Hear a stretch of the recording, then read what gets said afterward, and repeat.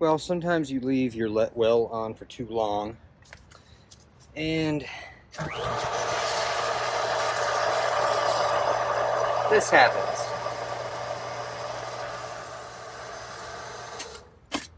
So the pump is leaking.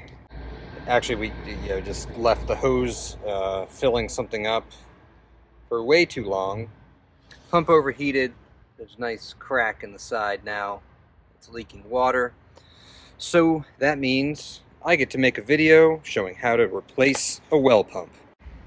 Okay, because I have the opportunity to replace the pump and everything that's attached to it, I'm going to do things a little differently this time. I'm downsizing from a 3/4 horsepower to a 1/2 horsepower. In my case, I don't think the extra 1/4 horsepower is actually doing anything. And this one will pressurize to a higher PSI than my current pump. And that'll help with running some of my sprinklers that I have hooked up. Second, I'm going brass as long as possible. In other words, in the current system, I've got a lot of PVC everywhere, connecting the well pipe to the pump and from the pump to the rest of the system. I want to stay with brass for longer and hook these flexible tubes up to make it a little bit more maintainable and serviceable. I'm doing that with these brass barb fittings that I'll hook onto the pump and onto the well pipe on top of the check valve there. And third, I'm going to add a sediment filter. This is going to have a 500 micron filter inside of it. It'll help filter out some sand and other junk, maybe some of the iron that's down there and that I'm pulling up to the surface. And that'll keep my hose heads and sprinkler heads from getting clogged. Okay, I did just pressurize the system slightly to show you how badly it was broken. So, funny thing, the pump actually still works pretty well. Pumped all this water in just in the couple seconds that I had it running. Real step one in a job like this is to turn the power off. There we go.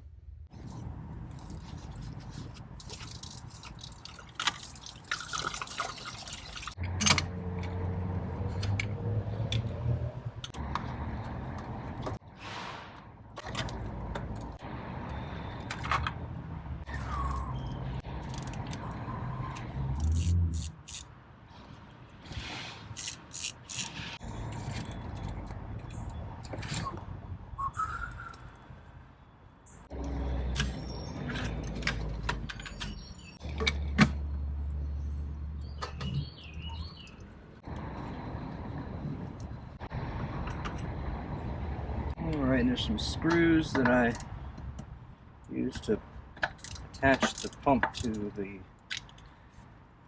pressure tank. See if I can get these things off. Okay, get the other screw off. I think I can lift the pump out of here now. Alright, I found a piece of like a barrel top just to level this out. This pump originally isn't really designed to work with this tank, and so I just needed some piece of scrap wood here to level it out, but that should work fine. I just cut the top end of my well pipe off. I didn't want to be trying to unscrew stuff and wrestling with it while all these fittings are still attached to the well pipe. I didn't want to, maybe something slips.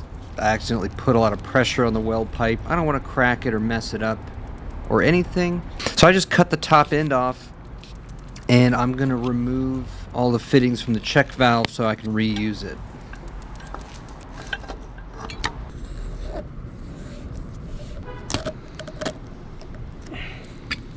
I'm going to do about 3 turns from here. So each one of these is a quarter. 1, 2. Alright, that's 2.5 turns after hand tight. I think that's good. I'll wrap this up with Teflon tape just like the other one. In case anyone's confused, the direction you wrap looking straight onto this is clockwise. That also means if you're holding it like this, you can just rotate the fitting clockwise. A little bit of gunk in there we don't need.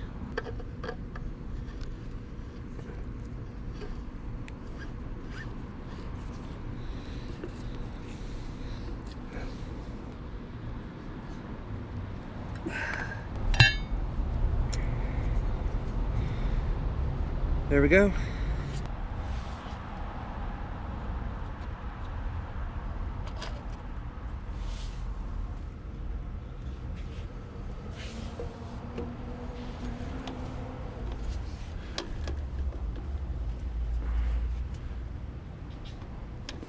Okay. Hold it on here for a few seconds. Okay.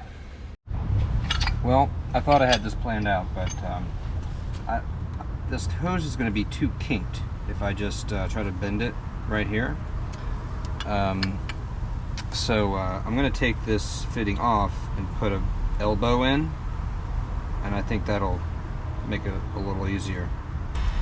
Now I've got this little DeWalt heat gun here that I'm using to heat up the end of the hose so that it slides onto the barbed fitting a little bit easier.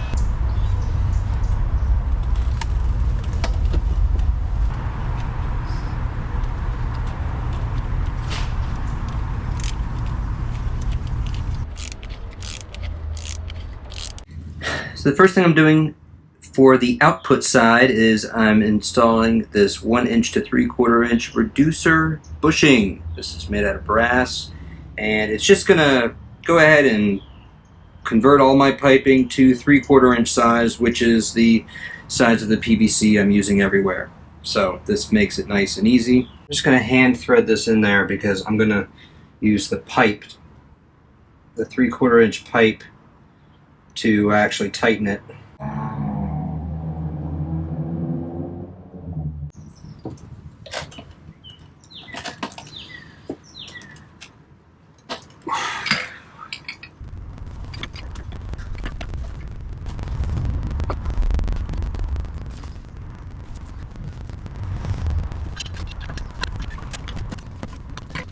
Now to connect the pressure tank up to the pump output, I'm using just one of these.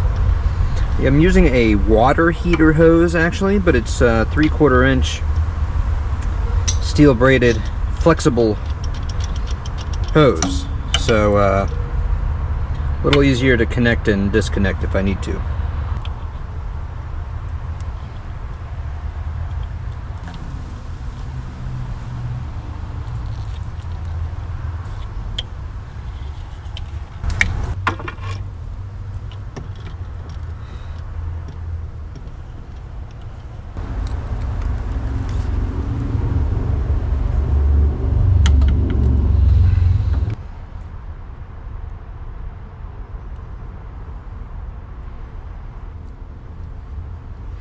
By the way, the reason I'm just hand tightening these in here is because I don't want the wrench to accidentally grab on some of these threads here and mess up the threads. So I'm just hand tightening it in. I'll put this on, and then I'll tighten everything together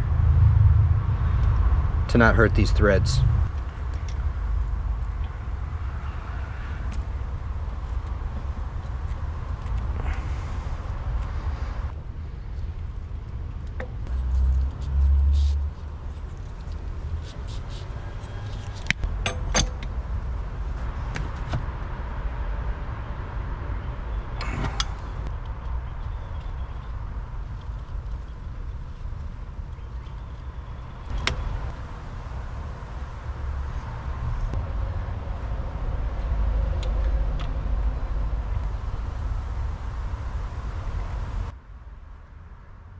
Now, honestly, the Teflon tape is the most time-consuming part of the job like this for me.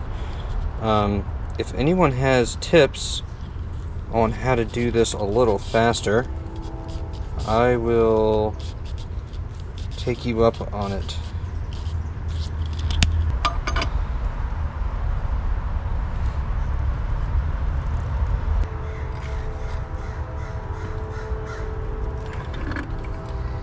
A little more. Okay.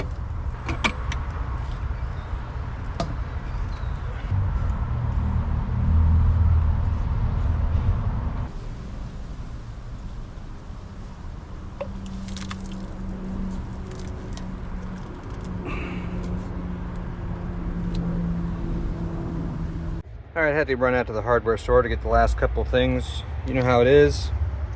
And that's this right here, another ball valve, and then a little cap to keep stuff out of this pipe. And I'm just going to use this as my priming port. I'll pour water in here, fill up the whole system with water so that the pump can get primed. And that's it. I'm gonna go flip my breaker back on and then we'll test this out.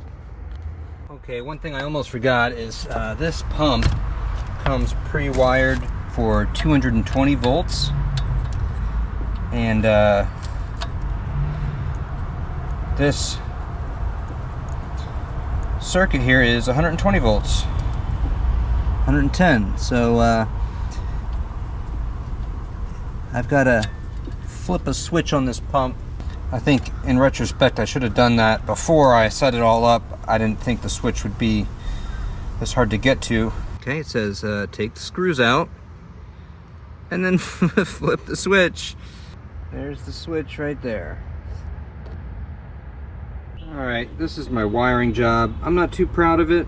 I'm stuck with these stupid stranded wires because that's what this pigtail or whip or whatever you want to call it came with.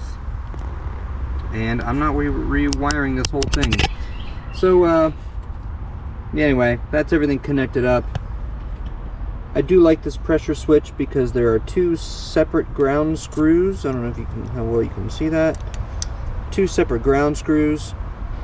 Makes it a lot easier to attach the ground wire. Okay, I'm gonna get this plugged in, turned on, and we're gonna test this out. Breaker on. Not the cleanest thing ever, but getting the job done.